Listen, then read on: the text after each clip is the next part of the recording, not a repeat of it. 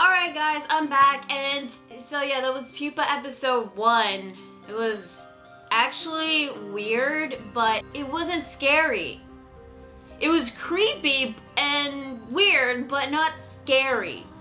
A lot of people were like saying that this anime like mind fucks you, but the thing is, this kind of mind fucked me in a bad way because I was confused of kind of what was going on. The openings and the endings were like 30 seconds long. Usually when it comes to anime openings and endings, they're usually like over a minute long. So minus those, this anime was technically 3 minutes long without the openings and endings.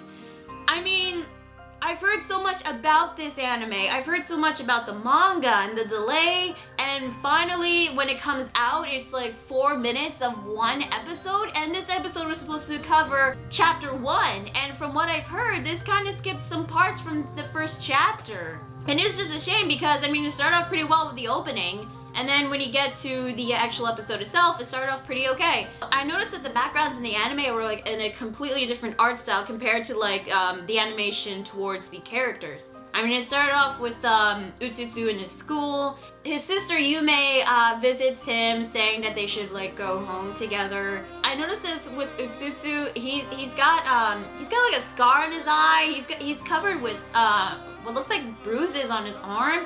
I've heard from Anime Hero that him and Yume were suffering from abuse from their father. I don't know why though. I mean, like, why would the father abuse his own children? I guess it's never really explained. I guess it's probably who the guy is in the flashback when they showed Yume being slapped by when she was a little girl. I wasn't sure like why they showed that flashback because it felt like completely random or something. Maybe it was triggered from Utsusu when he saw her sister passed out on the ground in the park. Utsusu tells Yume to go home. She walks home. All of a sudden, you see this woman in black carrying this cat, which looks like it's got stitches on its face. And the thing is, I mean, there was like no other people around, and she's like the only one there. Which was kind of funny and kind of creepy. So like when Yume passed her by, she said, "Go home. Go home before you see the red butterflies." And I've heard many of the anime reviewers saying this, "Go home before you see the red butterflies." And yeah, that's what I got out of this anime. Moral of the story, don't look at the red butterflies. Otherwise you turn into a mutated butterfly yourself. A flesh-eating mutated butterfly. Okay, but I'll get to that later. She was warned by the woman in black not to look at the butterflies and head home before she sees them, but she sees the butterflies even though she was specifically told not to see them. But I guess maybe she thought the woman in black was crazy. I mean, how would you react if somebody told you to go home before you see the red butterflies? Well, considering what happens to her and seeing that I've seen the episode, yeah, I think I would stay away from seeing the red butterflies. Also, we don't really have butterflies up here in Canada. We only have white ones and monarch butterflies, so I'm good. So yeah, after she sees the red butterflies, she sees this dog who looks injured, and then all of a sudden, these weird-ass tentacles starts popping out of the dog. His eyeballs pop out of its sockets. I thought it was being possessed by the Thing. You know the movie The Thing? The alien possessing and infecting the guys in Antarctica, the Arctic. I haven't seen the movie. I've heard about it. So I thought like, oh my god, it's the Thing. I think the Thing infected her, but I don't get what this has to do with the butterflies. Maybe the butterflies were responsible for the Thing for infecting the dog, and now the Thing infected the girl, Yume. And you know, all of a sudden everything was like oh so fast. All of a sudden you see Utsusu at the park, and he sees Yume passed out on the ground. He was really worried, and then all of a sudden you had the flashback, which I didn't really get. Then I think you see her mindscape holding a teddy bear, and the teddy bear is like, it's got a scar on its eye. The puff was coming out of its body. The fluff, yeah, the fluff was coming out of its body. It was becoming broken. Although the same thing was happening to Yume herself. Like something was like popping out of her gut. She's got like this weird ass scar was like covering her face, and then the teddy bear, despite it looking broken, it looked normal. Then when it turned up to her head facing Yume started looking all creepy. He's got this freaky ass grin. I mean, like, oh my god.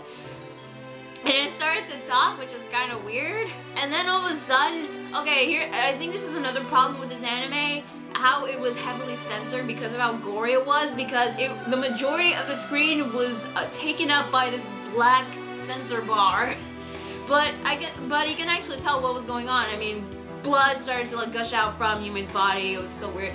She starts to transform and change into this mutated butterfly, and the next thing you know, you see blood everywhere and people dead. Yeah, she ate the people. I just, what the fuck? And that's basically where the episode ends, like, just like that. She turns to a mutated butterfly. Oh, I'm calling it a mutated butterfly because I think it's got something to do with the butterflies, and plus she's got butterfly wings. It was pretty hard to tell. Utsusu was pretty shocked by this, and Yume is a mutated butterfly. She ate people. There were some people nearby. It was kind of weird, but you don't actually see their faces. That was up there. So yeah, that was basically the episode. What I thought, well, it was weird, it was creepy, but it wasn't like scary. It didn't really scare me. It was weird. I was honestly confused because of how fast-paced this episode was, but the episode was like 4 minutes long, and that's one of the problems I had with this episode. I thought this was gonna be like a full-length episode of, you know, like how it usually was, but it was like 4 minutes, and 4 minutes to cover an entire chapter isn't really enough, if you ask me. I think that this should have been like a usual 23-minute episode, because the viewers of the anime are going to be really confused. They won't know what's going on. And I know that fans of the manga will be incredibly disappointed because parts of the manga was skipped from this episode, which was a downright shame. So, would I really recommend this anime? I'm not so sure, really. I mean, it's just one episode. I don't know if every single episode is going to be like 4 minutes long. I hope not. January is kind of weird when it comes to like anime now. I mean, what the hell? First, recently my sister is unusual, now this. To be honest, I think I would recommend the manga instead because I heard the manga is a lot better. I mean, the animation wasn't bad. The music wasn't bad. The voice acting was okay. It's just the problem is, it was the length of the episode and how the gore was portrayed and how fast-paced it was. That's my problems with this episode.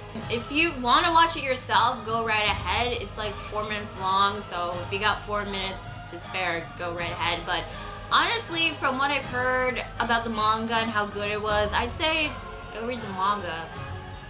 So yeah, that's all I gotta say about Pupa episode 1. Tell me guys, what do you think about the episode? Did you like it? Did you hate it? Were you disappointed in it? Were you scared? Let me know in the comments below. Be sure to like the video if you like it and subscribe for more videos. And be sure to check out my Facebook fan page and Google+. So yeah, that is Pupa episode 1, first impression / review. I'm gonna respond to my 7, and I will see you guys later. Bye.